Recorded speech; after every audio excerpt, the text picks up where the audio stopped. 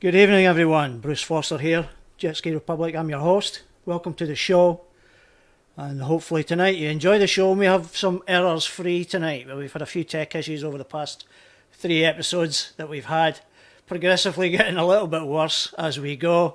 But hopefully, I found out what the problem was last week with a copyright issue, and it seemed to cut me off in the broadcast as well. So fingers crossed we get going tonight. So what are we going to talk about, or what are we going to chew the fat about tonight? We've got ultimate adventure rides. I've got someone here who we've managed to track down and interview, and we're going to get them on. I had to do it in a delayed, an earlier broadcast, just simply because of the time difference. And the time difference was pretty insane. 18-hour difference between myself and this gentleman. So without further ado, we've got Steve Moll, who's going to come on, and let me just play back the track that we put together at the weekend because of the time difference. So I'll just let this run.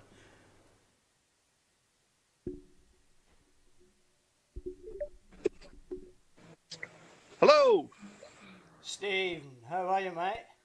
I'm good. And yourself? Not bad. Are you able to put your video on? Let me see. How do you do that? There should be a little button touch on the, I don't know, you using a smartphone or? Yeah, that's a smartphone. Oh, there it is. Okay, there we go. Okay. Hey, how are you? Oh, very good. And yourself? I'm good. Have I caught you at a bad time?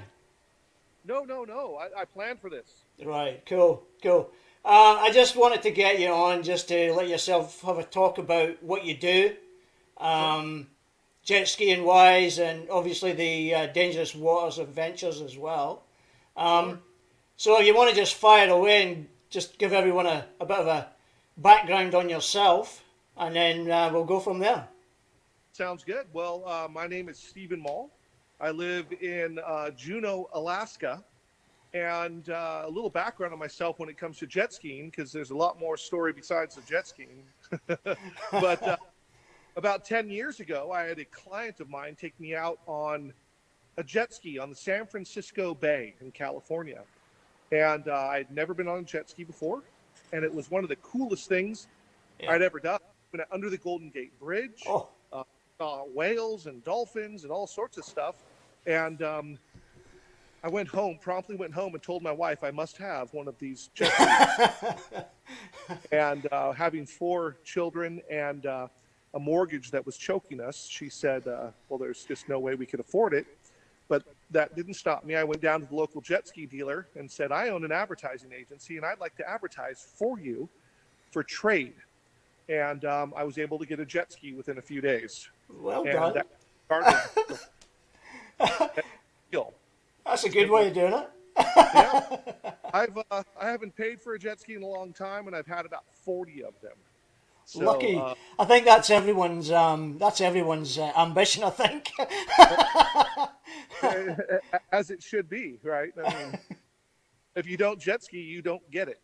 That's true. I started taking that jet ski all over the coast of California, and I was out at a place called the Farallon Islands, which is just about 30 miles out into the open Pacific at the edge of the continental shelf. Yep. It's known to have some of the largest great white sharks in the world. And we were out there, and I was eating my sandwich, and I heard the sound of what I can only describe as an elephant, this big and I looked behind me, and a humpback whale had come out of the water, maybe 100 feet behind me, went directly underneath me, and it was like looking through the glass of an aquarium, and I saw this giant whale with its huge pectoral fins spin underneath me, and I saw its eye. I mean, literally saw its eye, and I thought, I've got to go to Alaska on this thing. There's more. As you do. Yeah. So I went up to Alaska and started the business. Started our journey going around the world on jet skis. When did you start the dangerous waters, or when did you actually start doing all these big trips around Alaska and beyond? Sure. Well, I'll give you the Reader's Digest version of part one of Stephen Moll's story. Is I wanted to do a television show about jet skiing because I thought it was just so amazing, not just the actual machine that we were riding on, but the access that machine gave us to some of the remotest places in the world. Yep. And so I thought, hey, we're going to go up through Alaska, across the Bering Strait to Russia, which we did. We were promptly detained by the Russian military at gunpoint. I've seen that video. We were detained for days. It was fairly nerve-wracking, but I knew as long as we kept in touch with the media and we had eyes on us, we were probably safer than anything. Yep. Although my crew said, no, that's a bad idea. You're going to get us killed. Yeah, the worry would be that you're going to just antagonize. Correct. And I want safe, and really safety. But anyway, so we got to Russia, got kicked out of Russia, came back to Alaska, went through the Northwest Passage, got stuck in the ice, had to have the Canadian Coast Guard come. Yeah, it was kind of crazy. From there, we continued over to Iceland, across the North Atlantic, into Europe, did the whole Rhine River system, and got to Austria. Austria, the home of Red Bull, by the way. And they said, sorry, no jet skis allowed. Really? And I said, you guys are home of Red Bull. I mean, they said, no, no jets. So we pulled the jet skis over to the Adriatic Sea, dropped into in Slovenia, went down the whole coast of Slovenia, Montenegro, Albania, into Greece. Bloody hell. And then had to stop off the coast of Turkey. Ended up the State Department, because of course Russia. It's you again. And Mr. Moll, if you decide to go to Saudi Arabia, Oman, Yemen, Pakistan, and Iran, you're on your own. Well, none of our wives went for that. So put the jet container ship and shipped them over to Mumbai, India. Yep. And when it goes to Mumbai, of course, India is the, well. It's an eye-opener. India is India. It's an eye-opener. The people are one. The government was highly suspicious of our activities. Mm-hmm. So we ended up down in Singapore and Malaysia, and then up into Japan. And we got to go to the Borneo, which was amazing. Back into Russia, back up the coast on the other side of Alaska, up into Chukotka. And the people that had originally detained us, now we're stationed somewhere else. Yeah, it was just. Did they have a welcome party for you then? Well, they're called the KGB, and they were waiting for us. But it ended up being very, very nice the second time we went through, and then we ran into a little bit of financial troubles. Just we needed more money to continue this expedition, and then COVID hit. 2 years of being able to travel back to Russia, and then. Thank goodness for the politics of today, because we can't go back now. It's nuts. Russia it's all nuts. It's just nuts. Yeah.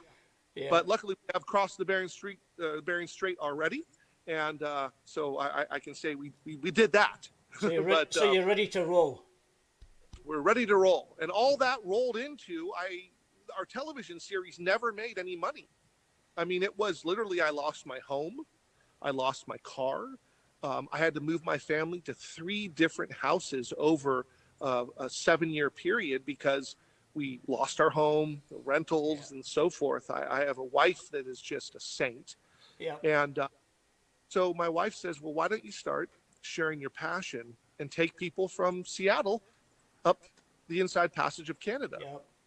Mm-hmm. And that has become the greatest thing in my life I've ever done, because not only am I taking my passion and sharing it with people, but God's doing an incredible amount of work, because when you come here, you're going to feel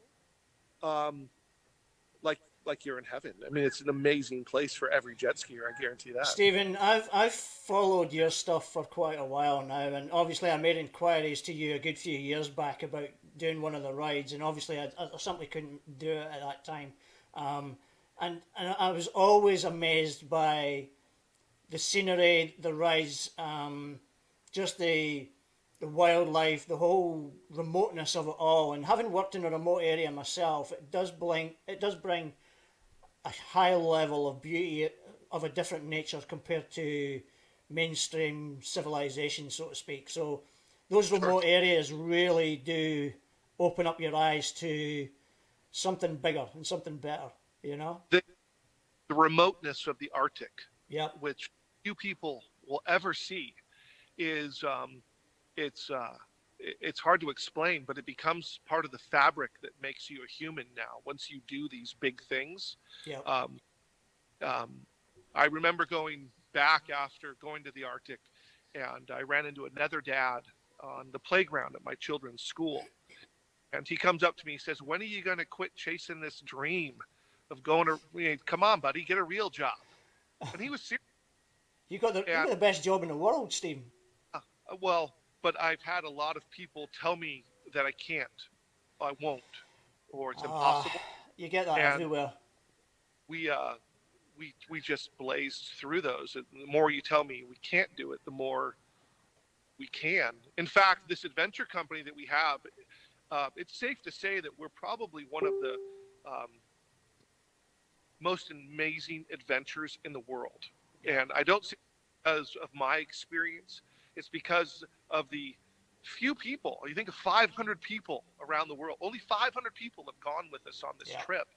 But 70% of them have come back and done it again.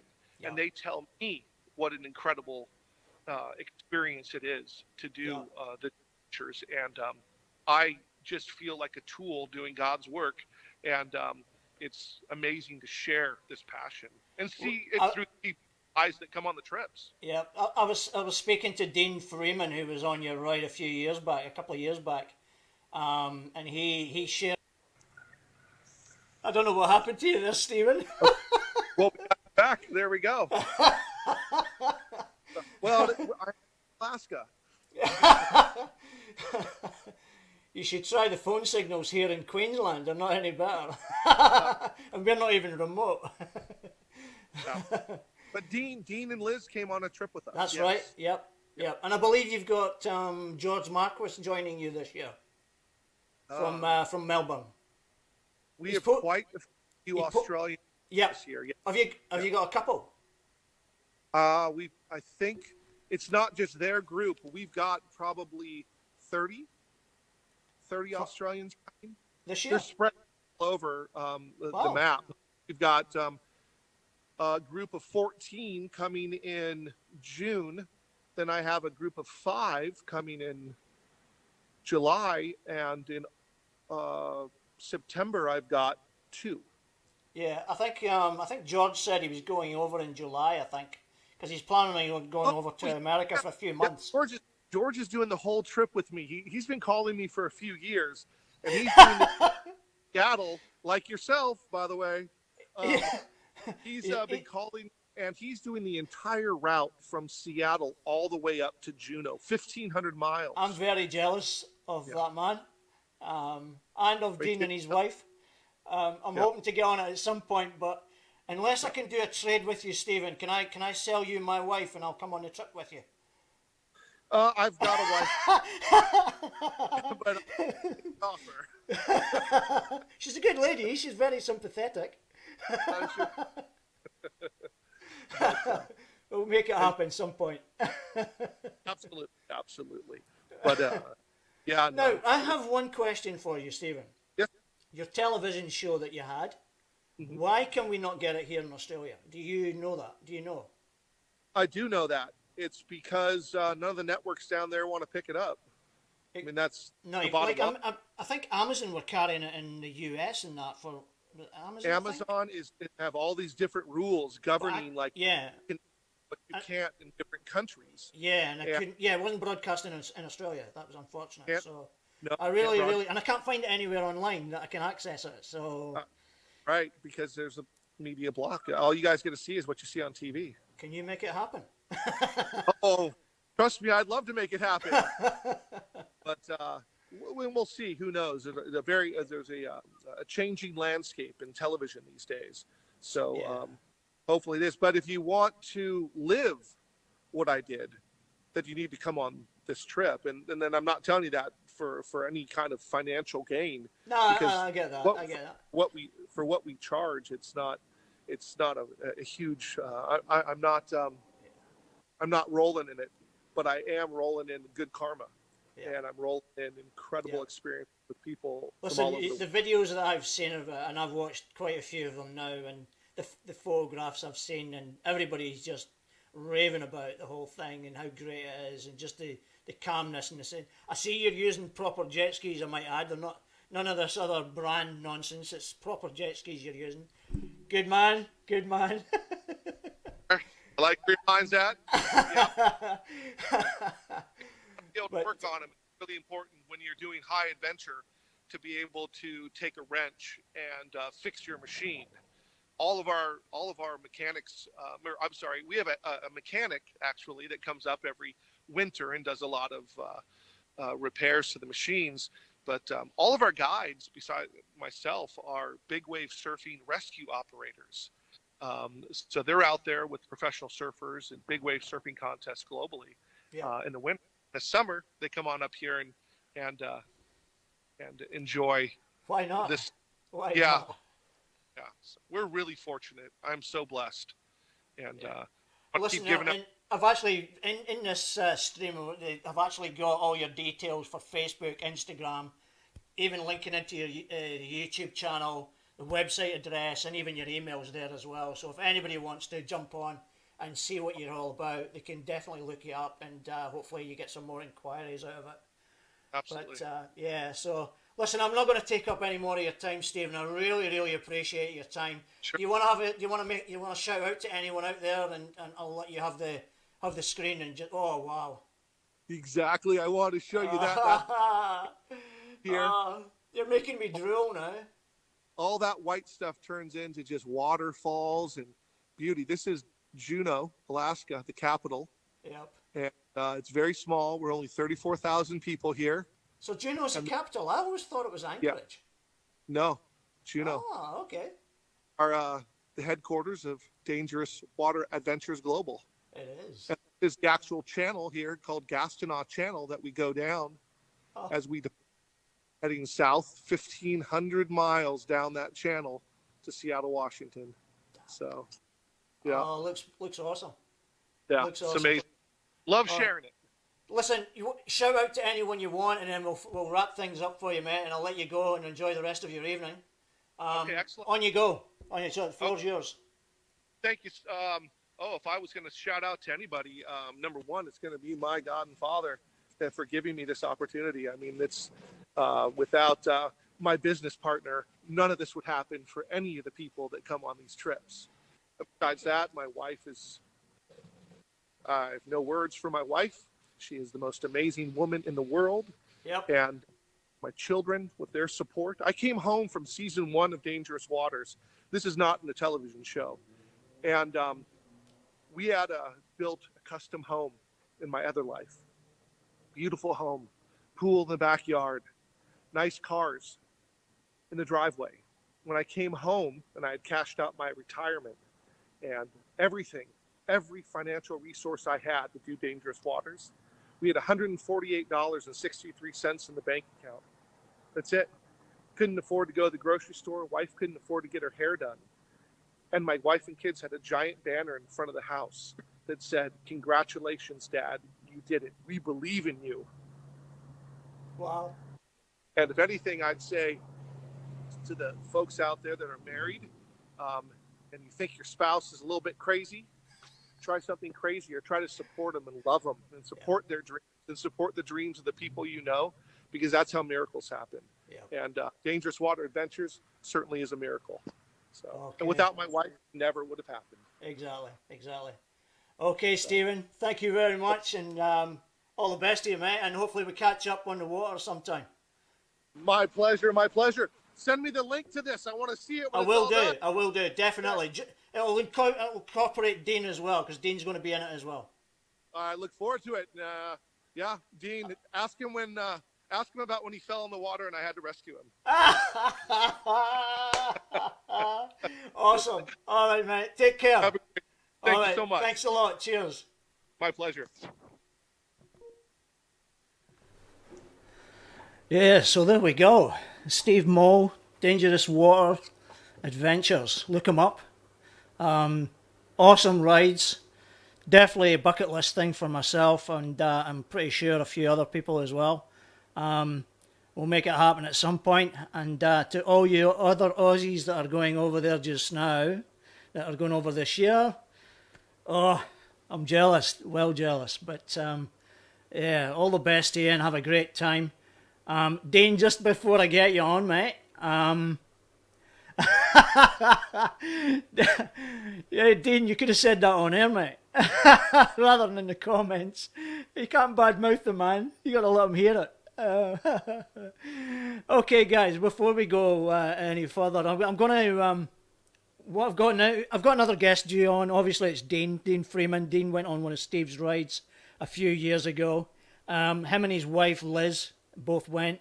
I've seen some of the pictures, which I'm going to share with you tonight as well. We'll get them on. Let me just get them dialed in, and we'll go from there. And let's have a chat with Dean. And yeah, well, I've got a good question for him to start. That's for sure.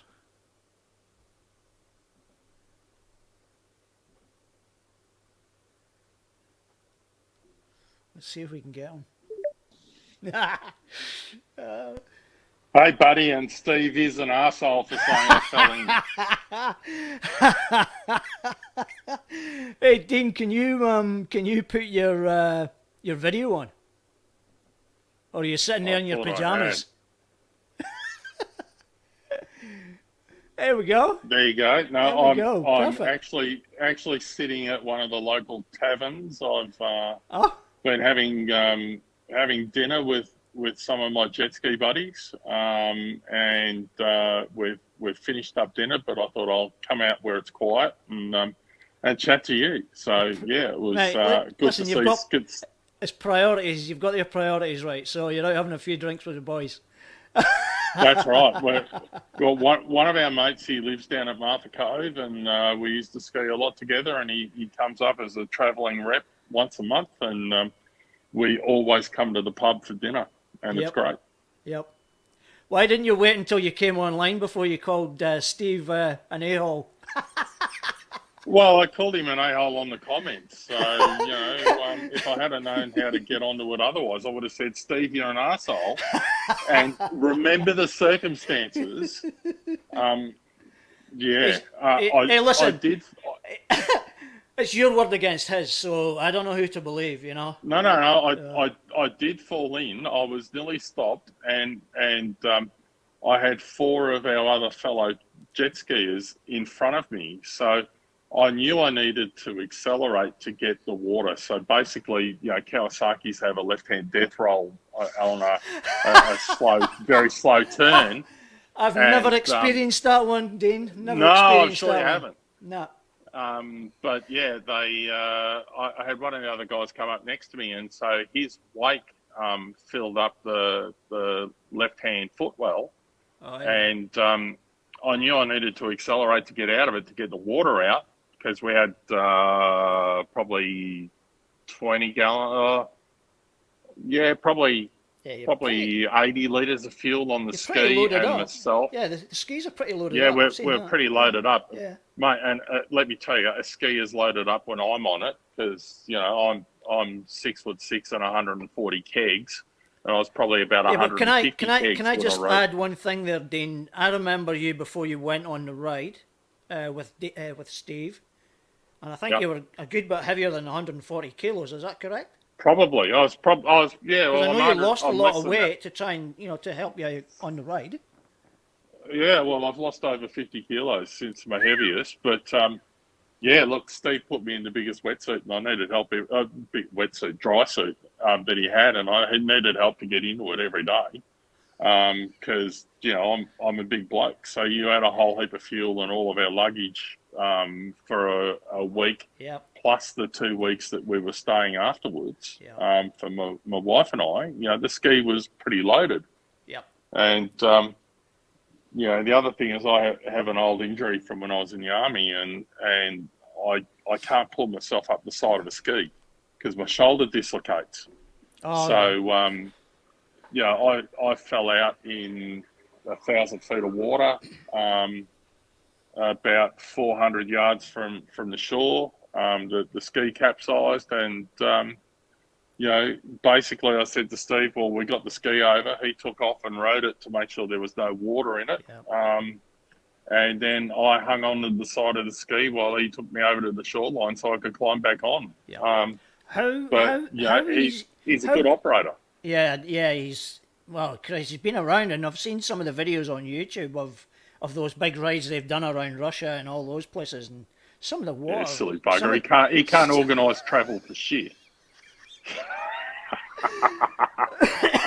It was one of the countries, I can't remember which one it was. He never even had the travel documents. Yeah, that's what I mean. He can't organise travel for his time. He just rolled up in the country. I can't remember who it was or where it was. Yeah. So, and then when he got detained by the Russians. Well, that was funny. Well, being an ex-military man, mate, I sort of suggest that if you ride a jet ski into a Russian naval base, they'll probably keep you in detention for a bit. I almost did. Yeah. So, when did you do the ride with Steve? Was that, 3 years ago? 2019. So the year before COVID hit. Yep. Yeah, it was a while ago, and my wife and I, so Liz and I were the first couple that completed both parts of the journey. So we went from Juneau down to Seattle. There's a couple of maps that I sent you of a big storm that was in the middle. So the biggest waves we had were 10 metres. So we had lots of flat conditions, but we also had 10-metre waves. But we were lucky or chop on the waves. So, for a while you could see Canada, and for a while you couldn't. And you couldn't see anyone else either. They were bloody huge. Now, I'm going to wait to switch screens here, so don't panic. You can keep talking. Yep. So I'm just going to share the pictures. Hopefully they come up. So let's go with it. You should be able to keep... Oh, where the heck are they? I had them. There's the slide. You can keep talking, Dean. Yeah, okay. So jet skiing for me has been a real release. I've had lots of stressful work situations and, running my own businesses and stuff. And a mate of mine one day said to me, do you want to buy a jet ski? And I said, I better ride it first. I've never ridden one. And I bought an old two-stroke Sea-Doo GT R, I think it was, just an old two-cylinder thing. And I took it from, the first major ride was from Echuca to Torrumbury. And the ski made it there, but it didn't make it back. I had to get the boys to come and pick me up on a trailer. I blew it up. The ski set flashing on the front, it kept saying, well, 2 of you blokes get off, please. And there was only me on the ski. But I've always, I've never been into doing the donuts just off the beach or whatever. I like to use the skis to explore, and going on dangerous waters was part of that. And we certainly saw some amazing country. We met some amazing people. One of the guys that was on the trip has since passed away. Oh, that's unfortunate. He was the guy that we kept thinking, he's always having a good time. He's always laughing, and he's always on his e-cigarette whenever we stop. And we learnt that, he was taking medical marijuana so he could do the trip. And And, great guy, but everyone else, we still talk, whether it's via Facebook or every now and again we'll get on Messenger and we'll all have a chat. From that sort of perspective, it was great. And some of the people that were on the trip with us had done the trip 4 and 5 times before. Wow. And I got to say, I'd go and do the trip again with Steve tomorrow. Yeah, yeah, You yeah. know, there's a lot of the world I left. was going to wait to ask you when are you thinking about doing that trip again? Yeah, I would do it again. We did it in August, September, which was the end of the season. So Yeah, we were taking skis down south so they could be serviced and all of that stuff. yeah. Um, but I'd actually like to do it in the early part of the season and see more of the sea ice and the snow. The other thing that happened is the year that we were there, Alaska was suffering from a drought. So the salmon weren't running up the rivers because the rivers weren't flowing as much. You wouldn't think So that, we would you? saw, yeah, we saw a few bears and stuff, but we didn't see the number of bears and other critters that we thought we would. Yep. So I'd love to go back there and to see it like that. But I've also got to say that I'd probably buy a jet ski in Juneau and keep doing the rest of Alaska by myself because, mate, it is absolutely amazing. You know, and the inside passage. You know, we had a couple of areas that were challenging, and Steve had prepared us for that. There was one. There's this big, apparently a world famous whirlpool down off Vancouver Island, and he said to me, "Oh, you know, we're going to go past the whirlpool. You'll see it about 100 yards off to the left." He said, "Don't go near it." So of course I'm an Aussie bloke. The first thing I did is I skied over to look at the whirlpool. And let me tell you, I'm on the side of the whirlpool on this Kawasaki going, I need absolutely every bit of this donk to get me out of this whirlpool. And I could see 20 feet down the whirlpool and I couldn't see the bottom. Yep. So there was some challenging conditions like that. We had It lots doesn't of help areas. when you decide to go over and have a look at it a little bit too closely, though, Dean. Well, but hey, that's what we do. And I told him to sort of expect that. What he didn't expect was Steve said to us, I'd like to ride in the classic V formation, and Steve out the front, and 4 people on the left side, 4 or 5 people on the right side, so I can see. Yep. He made the mistake of giving the lightest person on the trip, which was my wife Liz, the fastest ski. So as soon as he said to Liz, stay in a V formation, he'd look every couple of minutes and she'd be on the right-hand V, and then she'd be on the left-hand V, and then she'd be up the front, and then she'd be down the back. And he really didn't know how to take us, but probably after the 3rd or 4th night, because we had great accommodation that he'd organised every night, and we'd all meet up for a drink after dinner.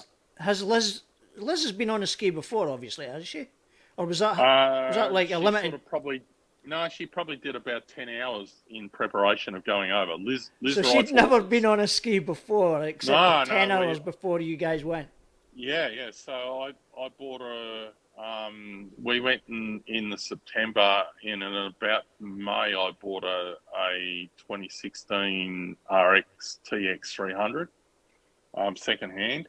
Yep. And that was meant to be her ski, but really it was my ski because I had a GTX 260 and the 300 was faster.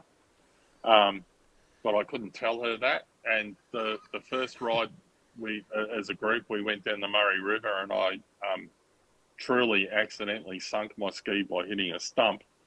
And after an hour or so, they found me with the ski sort of jammed up against, log jams and stuff in the Murray, and I'd gotten out of the river by then.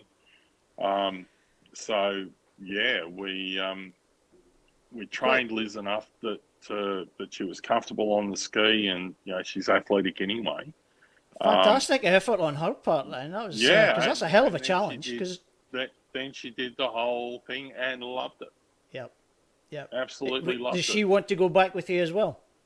No, she'd prefer to go horse riding somewhere else. So she's done like horse riding trips to Mongolia and into China with dragon boating and stuff like that.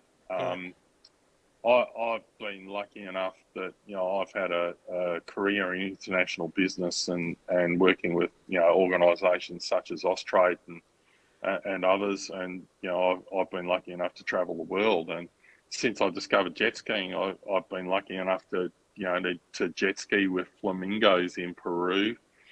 Now, You I've know, got the picture of that. Give me a second. yeah, I've got that here. yeah. Give me a moment. And unfortunately, I couldn't get close enough to them, and I only had a crappy Let me phone. get that. Um, There we go.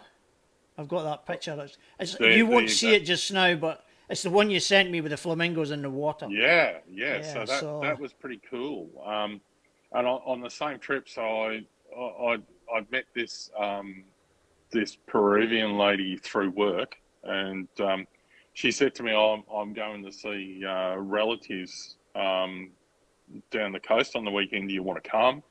And, all purely platonic, and went down there, and she arranged me for me to hire a jet ski, and went out and saw flamingos and stuff. And the guy had only given me like 10 liters of fuel in this old GTI, so I came back over and had him fill it up. It was costing me like $20 an hour to hire this jet ski because everything in South America is so cheap. yeah. And so I followed a tour boat out 25 miles out to they call it the poor man's Galapagos, and there's a national park out off the coast of Peru, and it's covered in iguanas, and you can't land on it or anything else. It's this probably four And or five square is that mile where long. these flamingos were? No, that was in the bay by the hotel, probably about Ah, 5 or right. 6 Okay. kilometres Okay. from the hotel.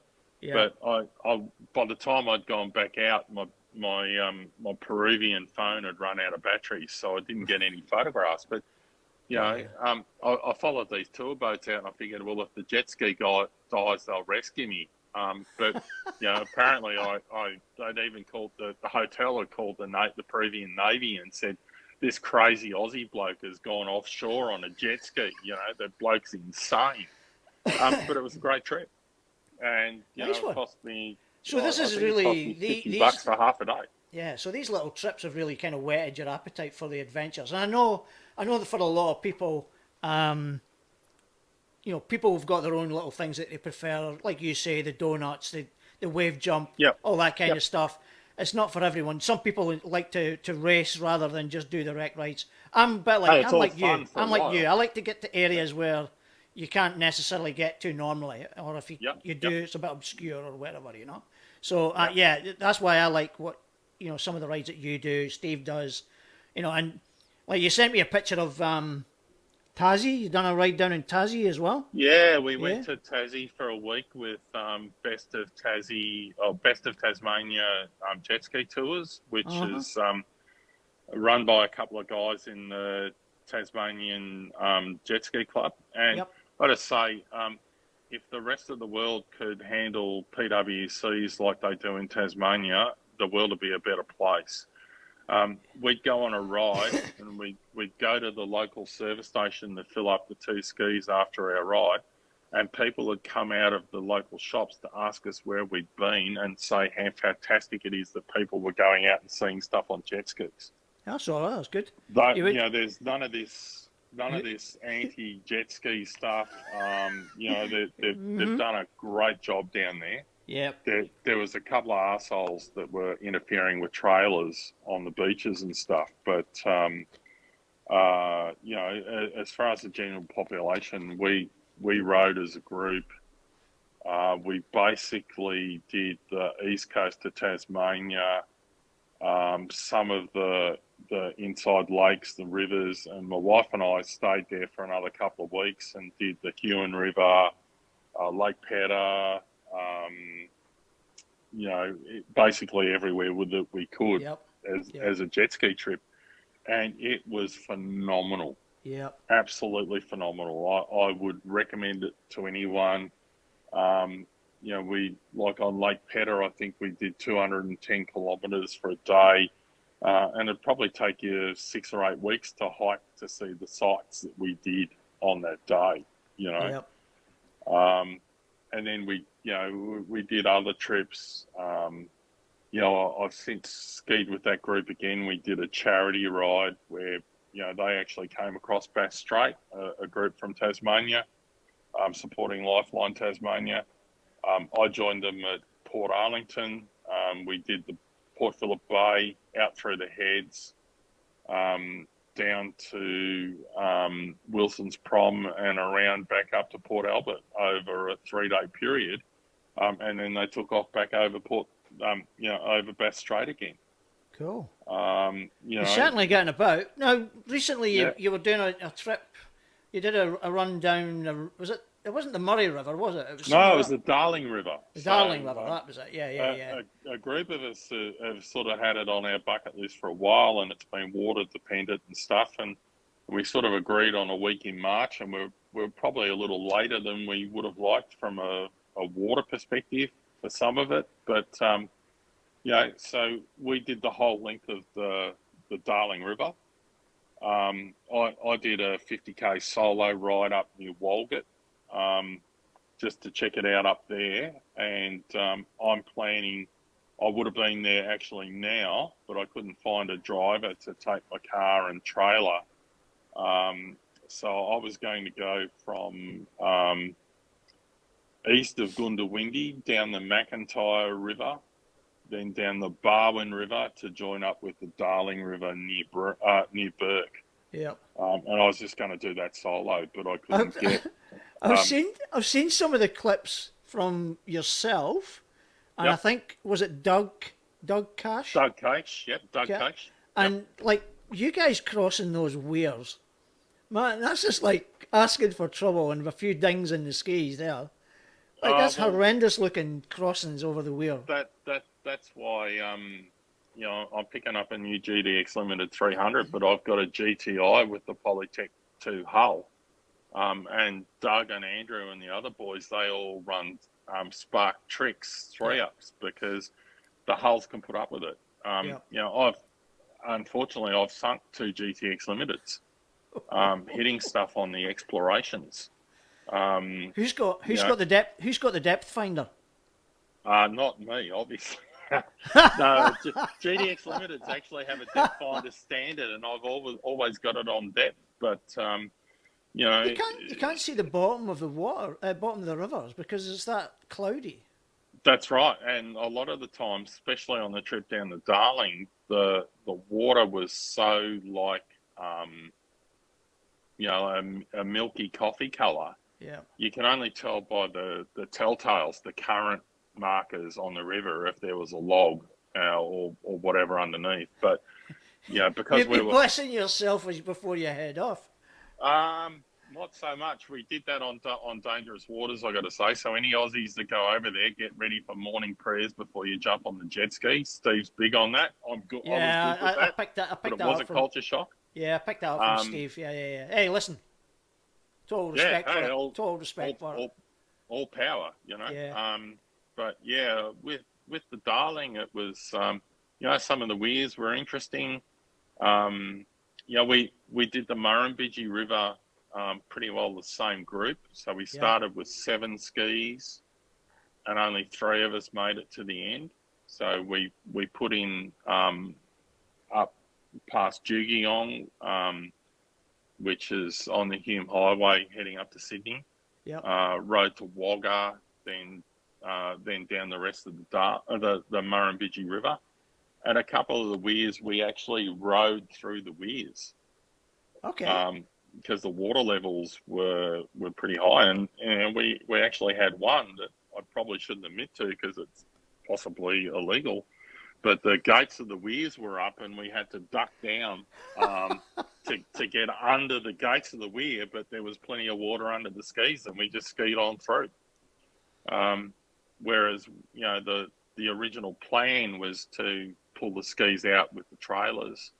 I think I sent you a couple of the images, where we're launching down 40-metre banks using I saw some of the stuff. footage. It was just random footage that was posted up on Victorian Ski Riders, and I think there was a couple of other pages as well. Yep. Yeah. So it's listen. What we'll do is we'll move on.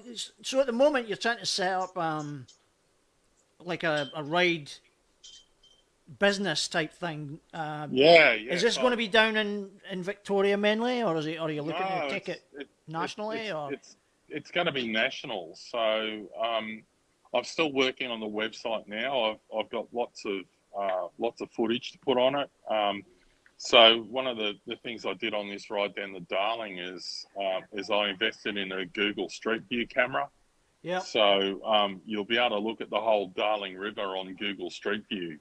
And I'm about to do some rides on the Murray, basically anywhere where I'm taking a ski, especially if it's somewhere a little bit different.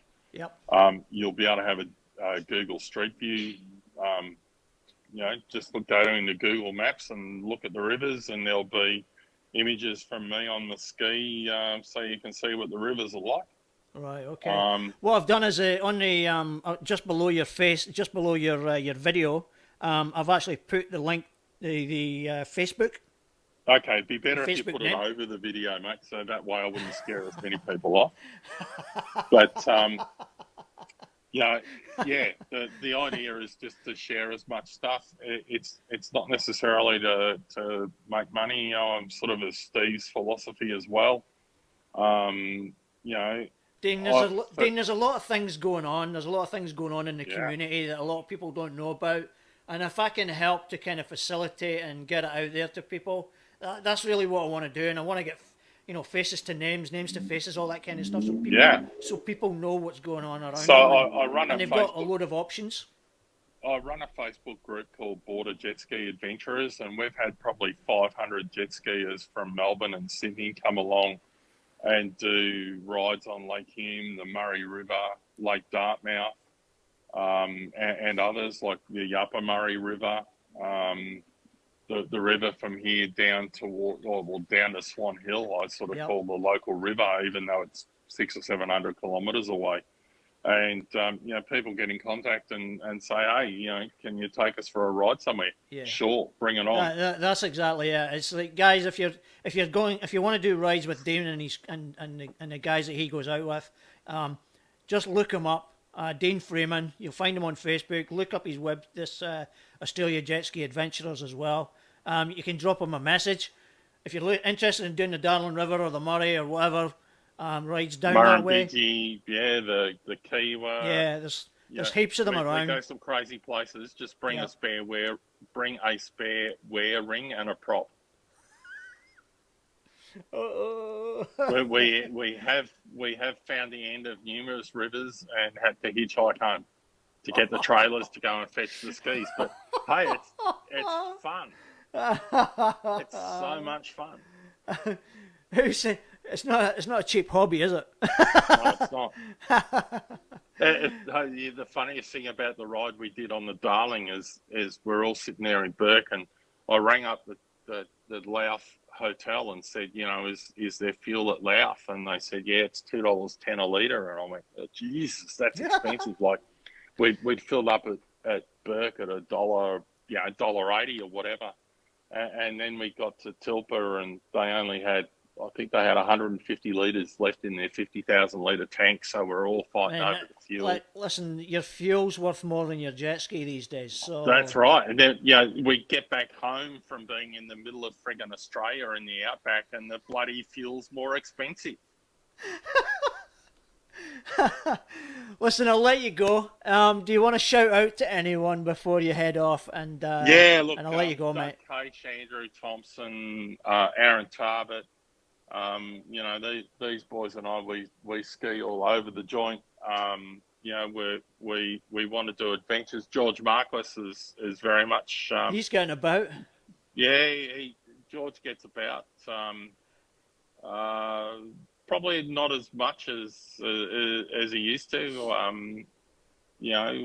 But yeah, George gets about, and hey, it's all great fun. Come and ski with us. Exactly.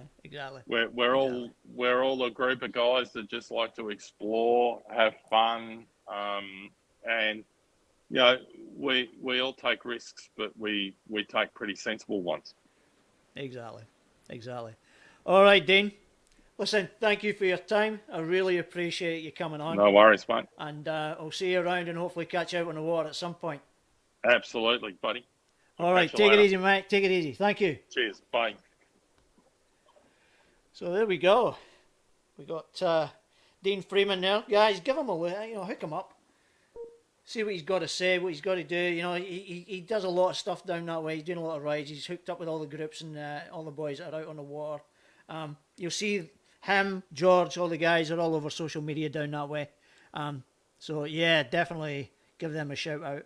And yeah, it's all good, all good. All right, so next up, I'm going to go, before we finish up, I'm going to go through the roundup for the week and see if we can get things on track here. Let's see what we got. And it decides to hide from me.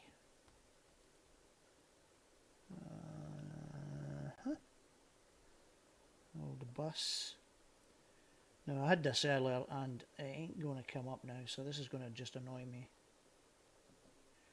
So what I'll do is, while I'm trying to work on that, I'll, guys, just a reminder to everyone for the SCX up at Alex Heads, 8th, 9th of April. Entries are open. Looking to try and get as many people up there as possible. Whether you're competing, whether you're competing, whether you're just want to go up and watch, or even you just want to have a weekend up there and just catch. There's skates, there's skateboarding, BMX, I believe, jet skis obviously as well. Queensland PWC, they've got one of the races up there, so yeah, look them up.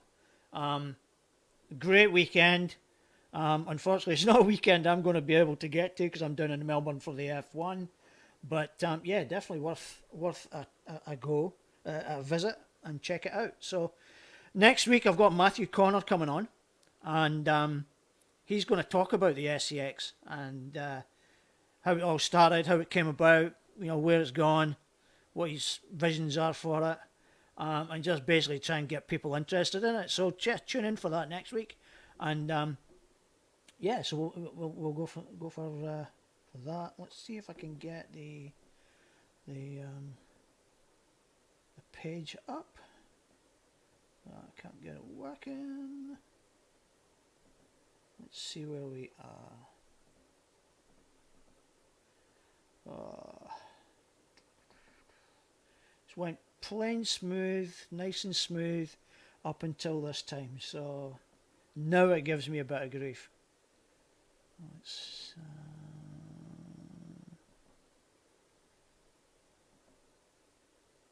here we go. Alrighty, there we go. Now we got it.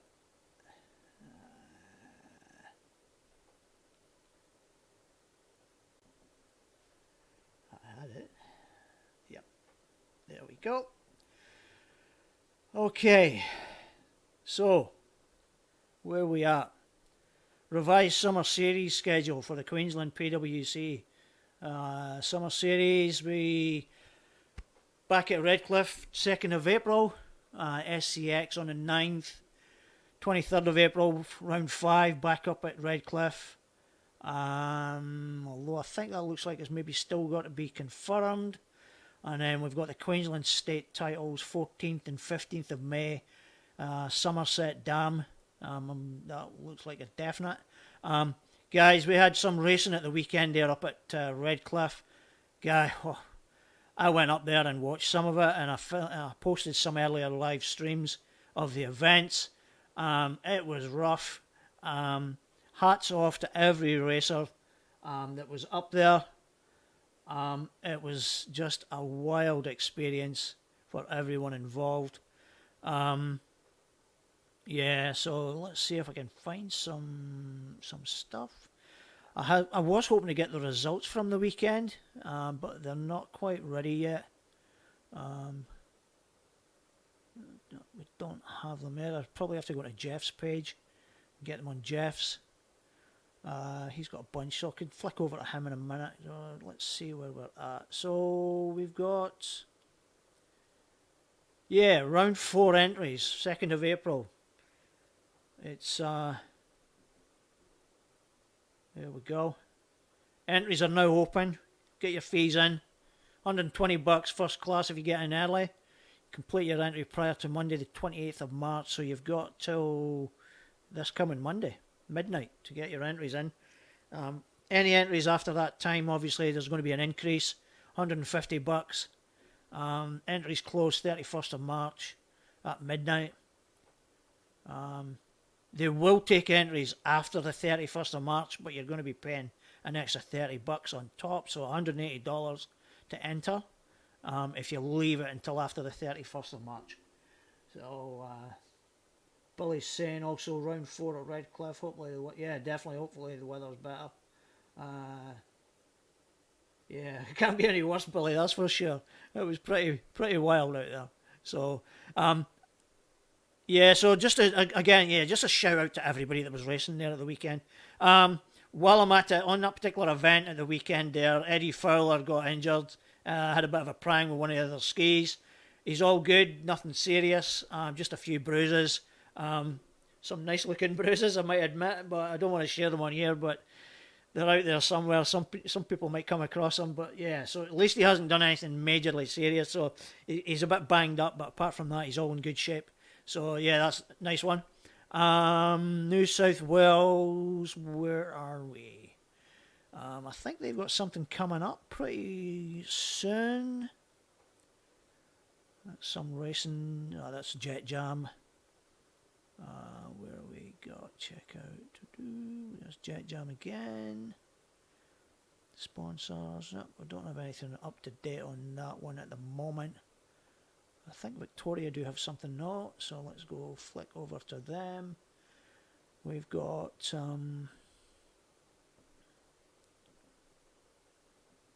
what do we have? We've got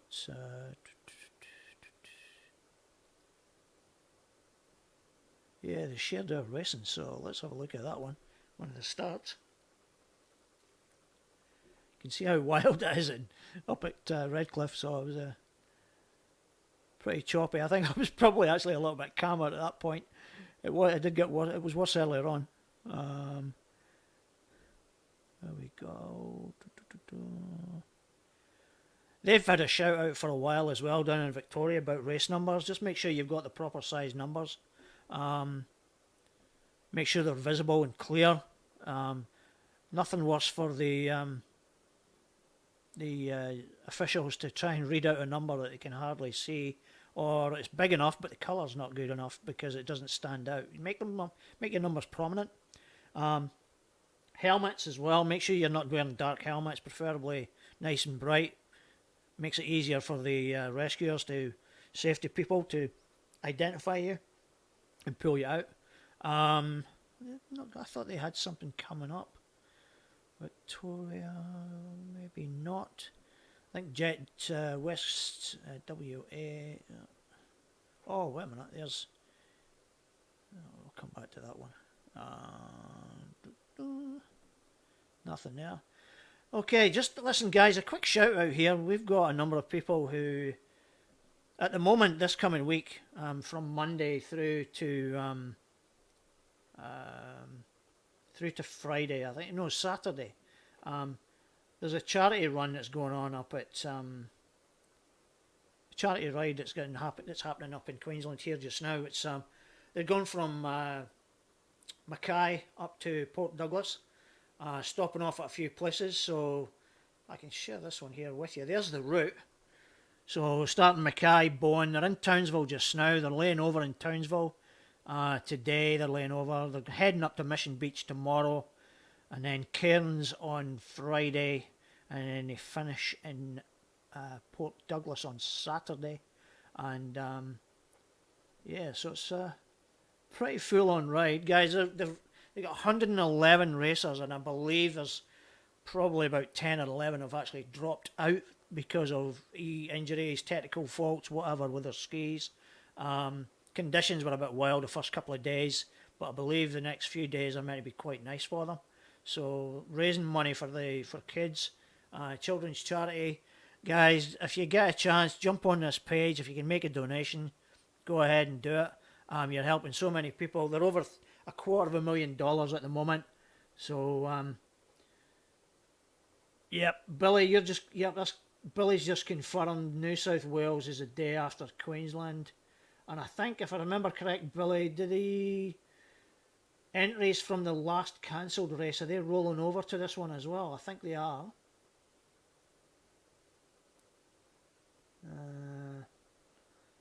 Good evening, Darryl.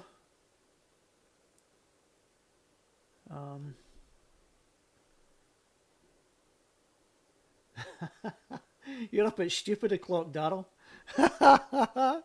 That's way too early, mate. Nice to see you. Thanks for joining us. Yeah, so get onto the Jet Trek page, and yeah, you'll see what they're doing. A great charity. Joanne Christopherson did it last year, I think it was, or the year before, and she said it was a great ride. A bit rough in places, but she thoroughly enjoyed it and raised quite a bit of money for it as well. So, on that note, I think. While I'm at it, quick shout out to Tessa Lee.